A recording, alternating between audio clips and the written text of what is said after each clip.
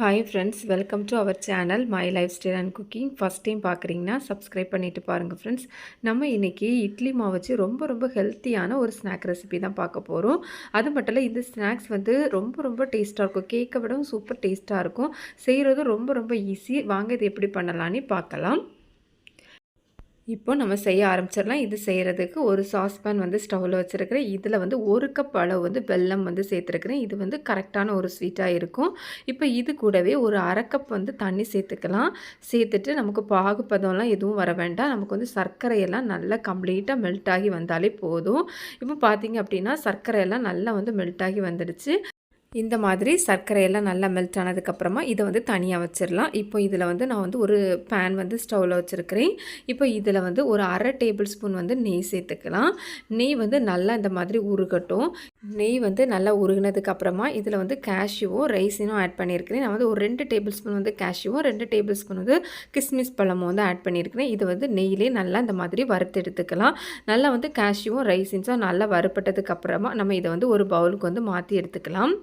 இந்த மாதிரி தனியாக மாற்றி எடுத்ததுக்கப்புறமா நம்ம அதே சேம் பேனில் எக்ஸ்ட்ரா வந்து நம்ம நெய் எதுவும் ஆட் பண்ண வேண்டாம். அதே சேம் பேனில் வந்து 1/2 கப் வந்து நம்ம வந்து ரவை வந்து சேர்த்துக்கலாம். ரவை சேர்த்ததுக்கப்புறமா ஃப்ளேமை வந்து சிம்மில் வச்சுக்கோங்க. லோ ஃப்ளேமில் வச்சுட்டு ஒரு 3 மினிட்ஸ் வந்து ரவையை வந்து நல்லா வறுத்து எடுத்துக்கலாம். அந்த நெய்யில் நமக்கு வந்து நல்லா வந்து ரவை வறுக்கும்போது நல்ல ஒரு ரவையோட நல்ல ஒரு ஃப்ளேவர் வரும்.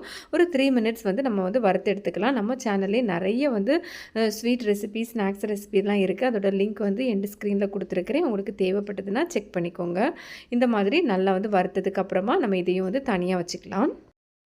அடுத்ததாக இப்போ ஒரு பவுல் ஒன்று எடுத்துருக்கிறேன். இதில் நான் வந்து 1 கப் வந்து இட்லி மாவு வந்து சேர்த்துருக்கிறேன். நீங்கள் இட்லி மாவு இல்லைன்னா தோசை மாவு வேணாலும் நம்ம இதில் வந்து சேர்த்துக்கலாம்.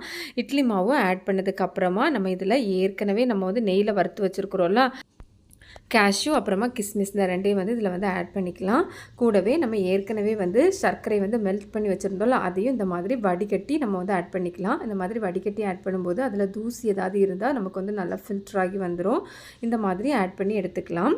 இப்போது நம்ம இந்த சர்க்கரையும் வந்து ஆட் பண்ணதுக்கு அப்புறமா நம்ம இதில் வந்து ஏற்கனவே நம்ம வந்து வறுத்து வச்சுருந்தோம்ல ரவை, அதையும் வந்து நம்ம இதில் வந்து ஆட் பண்ணிக்கலாம்.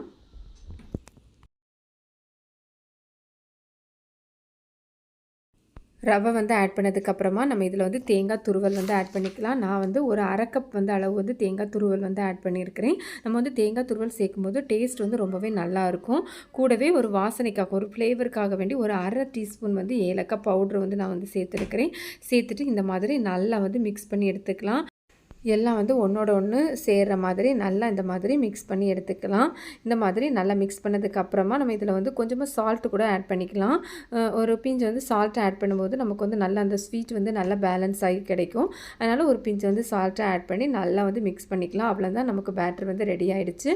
இப்போ நான் வந்து ஒரு பவுல் ஒன்று எடுத்துருக்கிறேன், ஒரு பாத்திரம் ஒன்று எடுத்துருக்கேன். நீங்கள் எந்த பாத்திரத்தில் வந்து வேக வச்சு எடுக்க போகிறீங்களோ அந்த பாத்திரத்தில் வந்து நெய் தடவி வச்சுக்கலாம். அதில் வந்து நம்ம இந்த பேட்டரை வந்து ஆட் பண்ணிக்கலாம்.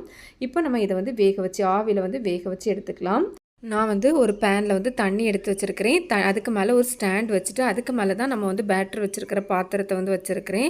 தண்ணி நல்லா கொதிச்சதுக்கப்புறமா அந்த பாத்திரத்தை வச்சுக்கலாம். நீங்கள் வந்து இட்லி பாத்திரத்தில் கூட நீங்கள் வந்து வேக வச்சு எடுத்துக்கலாம். நம்ம வந்து பேட்டர் வச்சுருக்கிற பாத்திரத்துக்கு மேலேயும் ஒரு மூடி வச்சுட்டு அதுக்கு மேலே ஒரு மூடி வச்சு நம்ம இதை வந்து வேக வச்சு எடுத்துடலாம். ஒரு 20 மினிட்ஸ் வந்து வேக வச்சு எடுத்துக்கலாம். ஃப்ளேம் பார்த்திங்கன்னா ஓரளவு மீடியம் ஃப்ளேமில் வந்து வச்சுக்கலாம். இப்போ எனக்கு வந்து ஒரு 30 மினிட்ஸ் கிட்ட ஆயிடுச்சு. நான் வந்து ஒருக்கா 20 மினிட்ஸில் வந்து ஒருக்கா செக் பண்ணி பார்த்தேன். அப்போ எனக்கு வந்து வேகலை. இப்போ வந்து எனக்கு ஒரு 30 மினிட்ஸ் ஆகுது. ஏதாவது ஒரு பிக் இல்லைனா ஒரு கத்தி வந்து இன்சர்ட் பண்ணி பார்த்துக்கலாம். எதுவும் ஒட்டாமல் வருதான்னு பார்த்து செக் பண்ணி எடுத்துக்கோங்க. எனக்கு இப்போ பார்த்திங்கன்னா நமக்கு வந்து நல்லா ஒட்டாமல் சூப்பராக குக் ஆகி வந்துடுச்சு. நம்ம இப்போ வந்து அந்த பவுலை வந்து தனியாக எடுத்து வச்சிடலாம். இது வந்து நல்லா கம்ப்ளீட்டாக ஆறட்டும். ஆறினதுக்கப்புறமா நம்ம வந்து டீமோல்ட் பண்ணி எடுத்துக்கலாம். இப்போ பார்த்திங்கன்னா எனக்கு நல்லா கம்ப்ளீட்டாக ஆறி வந்துடுச்சு. இந்த மாதிரி ஓரங்களை ஒரு கத்தி வச்சு எடுத்து விட்டுக்கலாம். அப்போ நமக்கு வந்து ஈஸியாக வந்து நமக்கு வந்து டீமோல்ட் ஆகி வந்துடும். இந்த மாதிரி ஓரங்களை எடுத்ததுக்கப்புறமா நம்ம வந்து ஒரு பிளேட்டில் இந்த மாதிரி கமத்திட்டாலே நமக்கு வந்து ஈஸியாக வந்துடும். பார்த்தீங்கன்னா தெரியும். ரொம்ப சூப்பரா ஈஸியா வந்துரும் ஃப்ரெண்ட்ஸ். ரொம்ப ரொம்ப சூப்பரான ஒரு டேஸ்ட்டா இருக்கும். நம்ம வந்து இட்லி மாவுல பண்ண மாதிரியே இருக்காது. அந்த அளவு 100% சூப்பர் டேஸ்ட்டா இருக்கும். 100% ஒரு ஹெல்த்தியான ஒரு ஸ்நாக்ஸு. கண்டிப்பா குழந்தைங்க வந்து ஏதாவது ஸ்வீட்டான ஸ்நாக்ஸ் கேட்டாங்க அப்படின்னா, இந்த மாதிரி இட்லி மாவு, தோசை மாவு வந்து எல்லார் வீட்லயும் இருக்கும். கண்டிப்பா இந்த மாதிரி ஒரு தடவ நீங்க வந்து ட்ரை பண்ணி பாருங்க. அடிக்கடி செய்வீங்க. அந்த அளவு ஒரு சூப்பரான ஒரு டேஸ்ட்டா இருக்கும். நல்ல ஒரு ஹெல்த்தியான ஒரு ரெசிபி. கண்டிப்பா ட்ரை பண்ணி பார்த்துட்டு உங்களுக்கு எப்படி வந்ததுன்னு கமெண்ட்ஸ் பண்ணுங்க ஃப்ரெண்ட்ஸ். பிடிச்சிருந்தா லைக் பண்ணி, ஷேர் பண்ணி, சப்ஸ்கிரைப் பண்ணுங்க. தேங்க்ஸ் ஃபார் வாட்சிங். பாய்.